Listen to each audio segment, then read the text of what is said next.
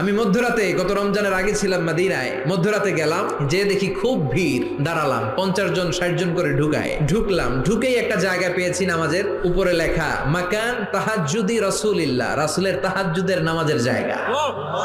মানে এখানে রাতে তাহাজ্জুদ পড়তেন। প্রাণটা ভরে 2 রাকাত নামাজ পড়লাম, তারপরে আবার প্রথম কাতারে মানুষের সাথে ধাক্কাধাক্কি করে হাঁটতে শুরু করলাম।